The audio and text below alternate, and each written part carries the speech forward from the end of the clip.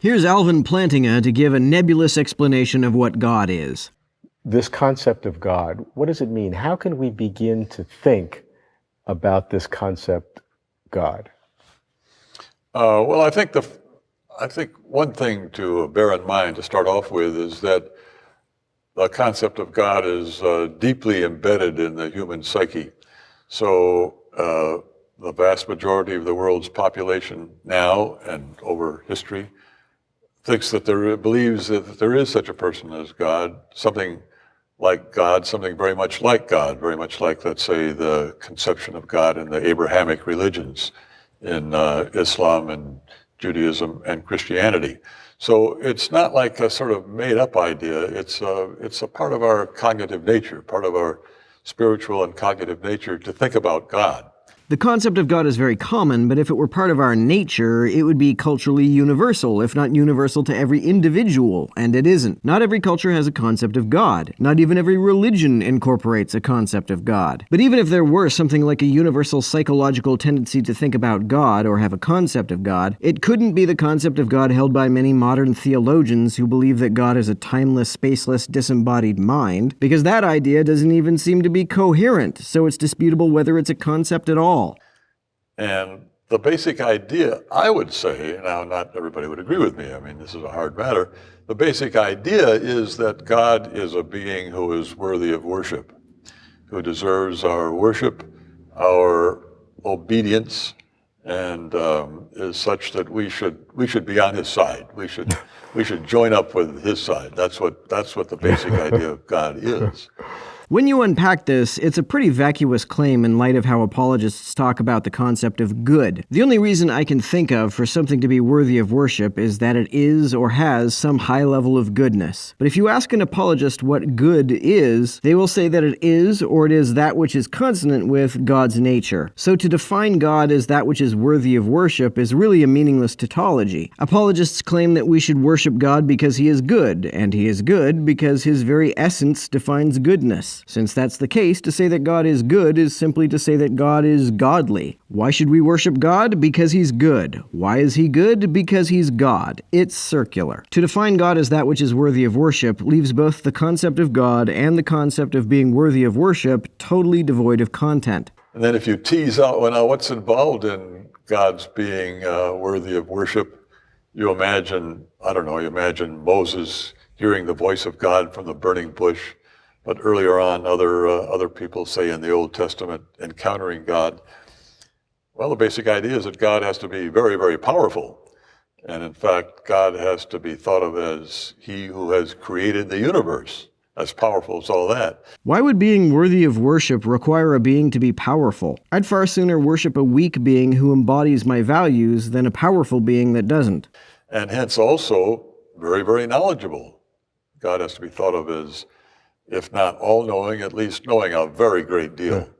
And if God is really worthy of worship, God is also perfectly good, a God of love, one who never does anything out of spite or out of carelessness or out of hate or envy and the like of that. If that's the case, then God isn't the guy referred to as God in the Old Testament, because he describes himself as a jealous God. He also allowed Job to be treated horribly because some other supernatural being told God that Job only worships him because his life is good, and God was like, oh yeah, I'll show you. That looks an awful lot like spite to me. So you quite quickly can go from the notion of this being who is worthy of worship to the classical Judaistic, Christian, Islamic conception of what God is like.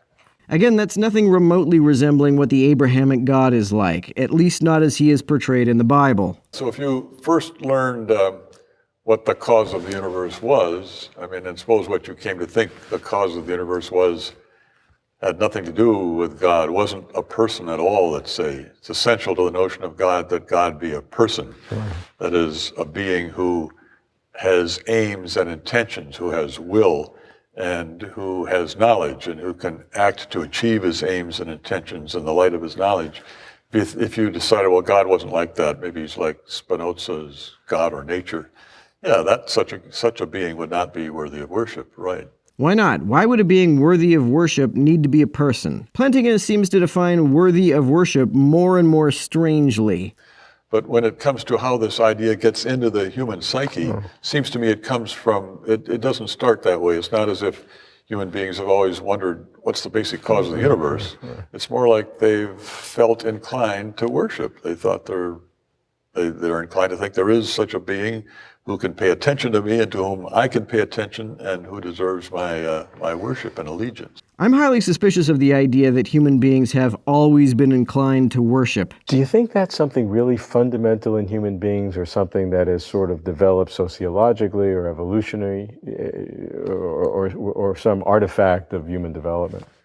Well, I think it's really basic in human beings, and I think there is currently research in evolutionary psychological theories about religion that suggest it really is basic in the human psyche.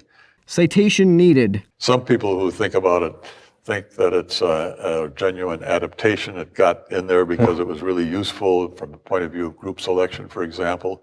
Others say, no, it wasn't an adaptation at all. It's kind of a miserable spandrel and it's counterproductive. But that it is deep in the human psyche and not sort of a recent product of culture, I think that's pretty widely accepted, and certainly I would think that. Widely accepted by whom? What is negative theology? The only way we can know about God is to say the things that he or it or she is not. Well, initially, you can see why people would be sort of drawn in that direction. I mean, if God really is these things so far above us, omnipotent, omniscient, and wholly good, it's hard to imagine, for example, what it's like at all. It's really hard to imagine what it's like to be God, you know. There's this famous article by Tom Nagel on what it's like to be a bat. Yeah. That's a lot harder to imagine what it's like to be God. And you might think that really the distance between us is so great that we really don't know anything about God. All we can say is what he's not.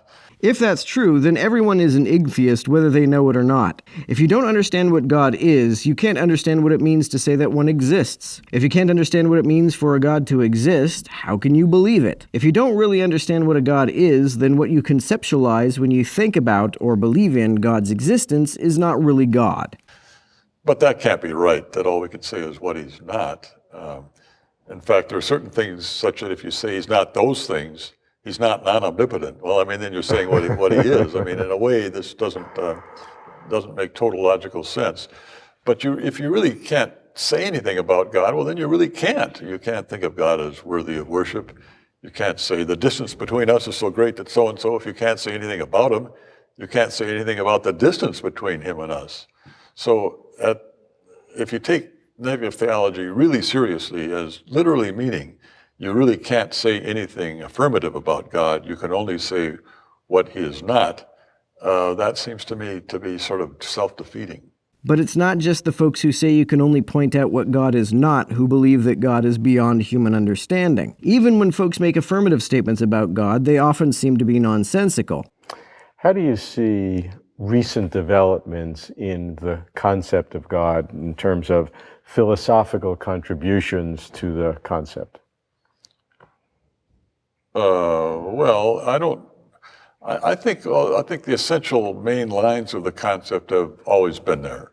Not always, but going back, thousands of years. How is the concept of God naturally part of our psychology if the essential main lines of the concept only date back a few thousand years instead of always? Recent philosophy has maybe sharpened our ability to say what some of these properties are. For example, omnipotence, to be able to say more clearly exactly what omnipotence is.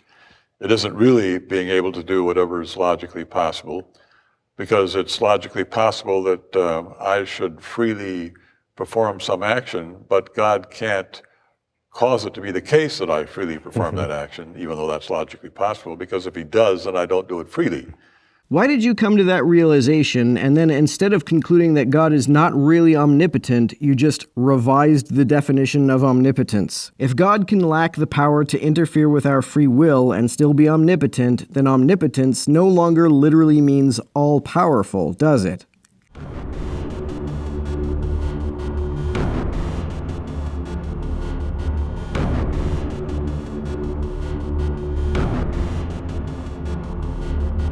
to everyone who helps me out on Patreon. You're a big help. Thanks so much.